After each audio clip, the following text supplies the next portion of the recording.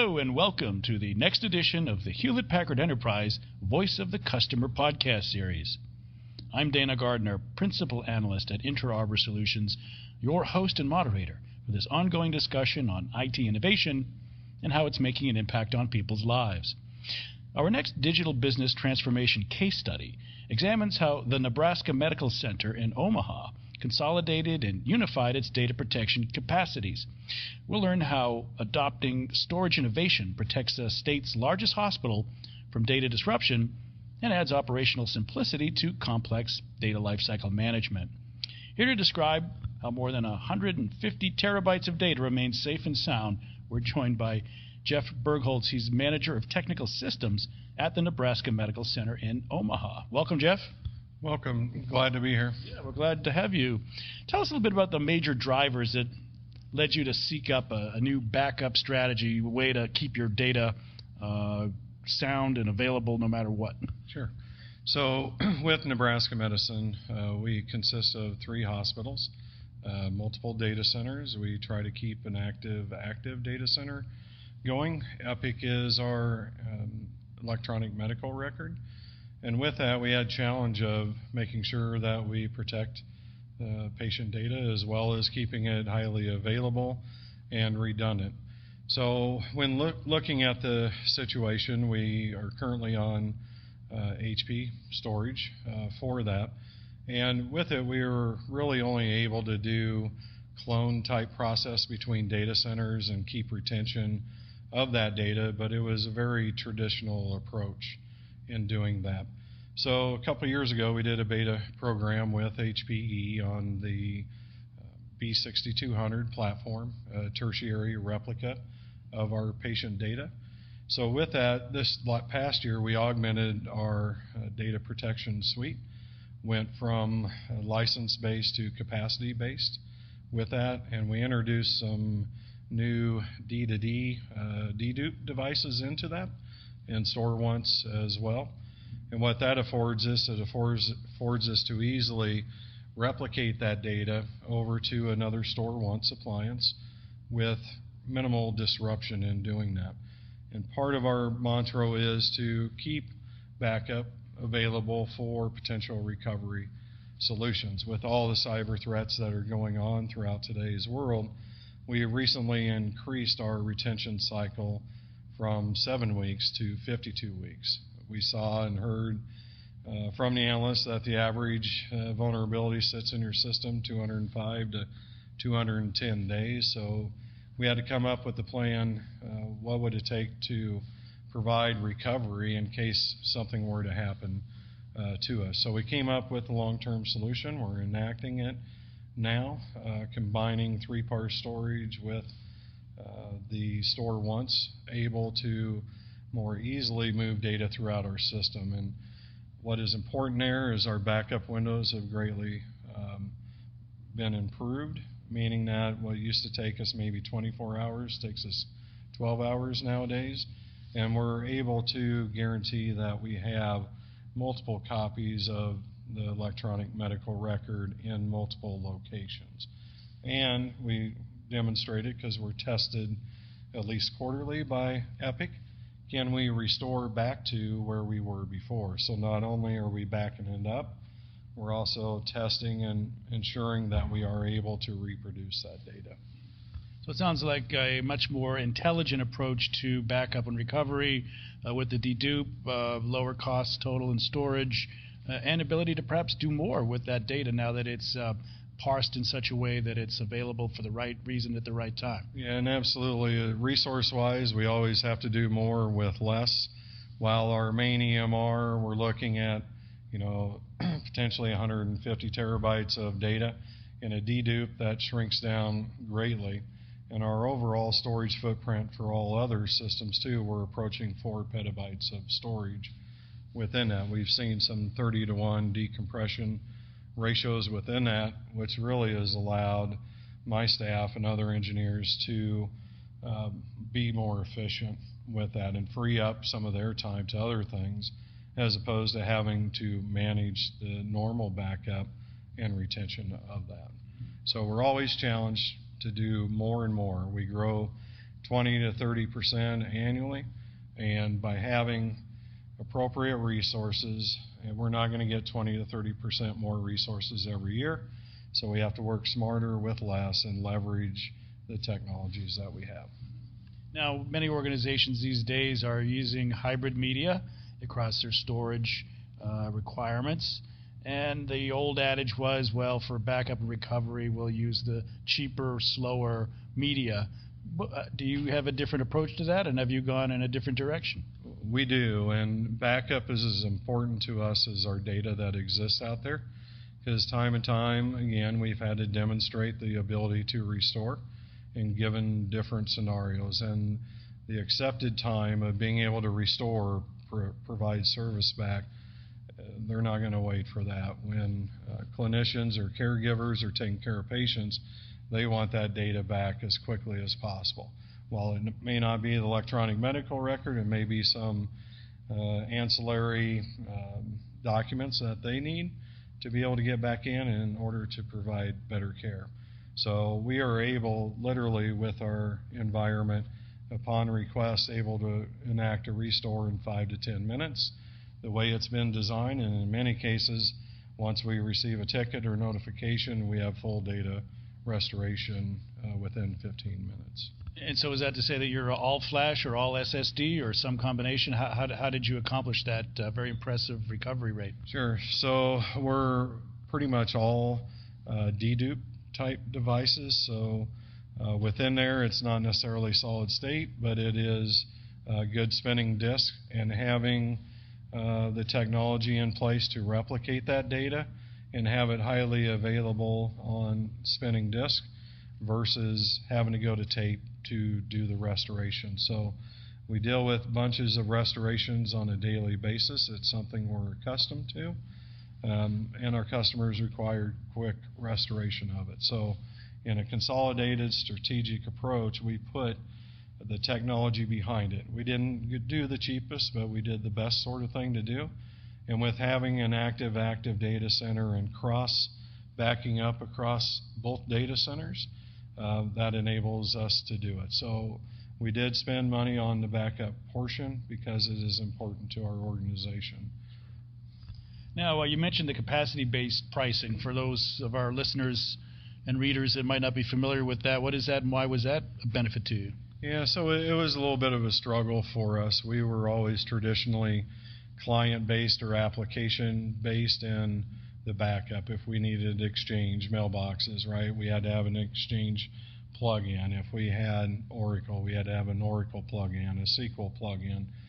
While that was great, it enabled us to do a lot, it was always we were having to get yet another plug-in sort of thing to do it. And when we saw with our dedupe compression ratios that we were getting, the going to a capacity-based license allowed us to strategically and tactically plan for any increase that we were doing within our environment. So now we can buy in chunklets and keep ahead of the game, making sure that we're effective there.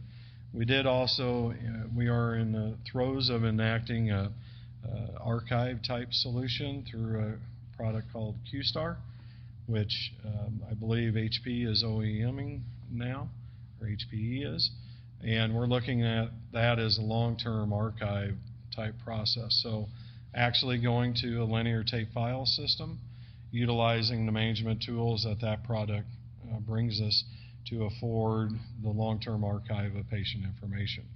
Many times our biggest challenge is we never delete anything. It's always hard with any application because of the age of the patient. Many cases are required to keep it 21 years, something 7 years, something 9 years, and we are a teaching hospital and research is done on some of that data, so we literally almost delete nothing.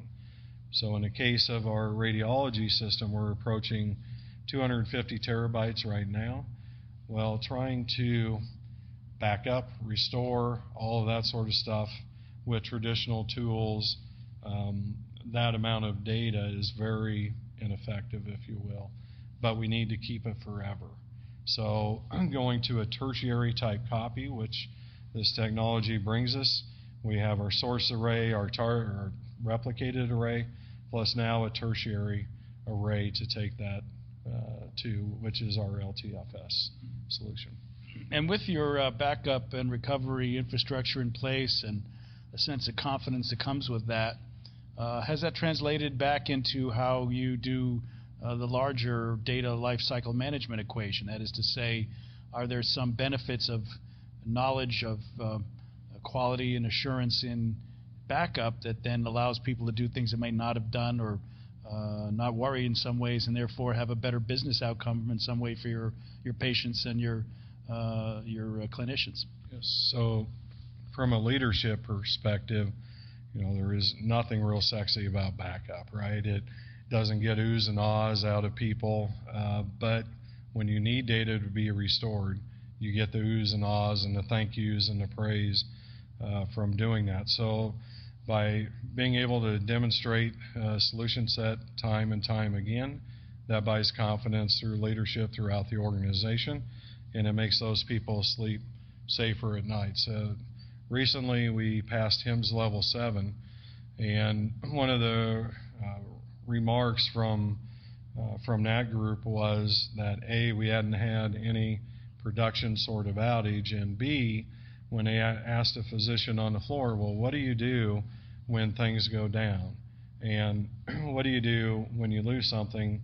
And he says, well, the awesome part here is that, A, we haven't went down, and when we lose something, we're able to restore that in a very timely manner. And that was denoted on our award. And, of course, for many healthcare organizations, they have been using thin clients and keeping everything at the server level for a lot of reasons. But I think that should also play well. You would feel perhaps more enabled to go into mobile and virtualization, knowing that everything that's kept on the data center side is secure, is backed up, is able, not worrying about the fact that you don't have any data on the end client. Is that factored into any of your architectural decisions about how to do client decision making? We've been a couple of times in the different throes of desktop virtualization. How can we do that? We do a lot of Citrix XenApp presentation of applications that keeps the data in the data center, and a lot of our desktop devices connect to that environment.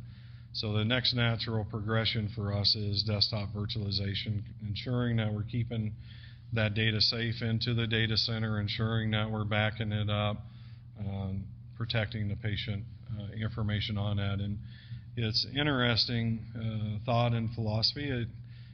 We tried to sell it as an ROI type initiative to start with, and by the time you start putting all pieces to the puzzle, the ROI really doesn't pan out all that much, at least we've seen in 2 different iterations.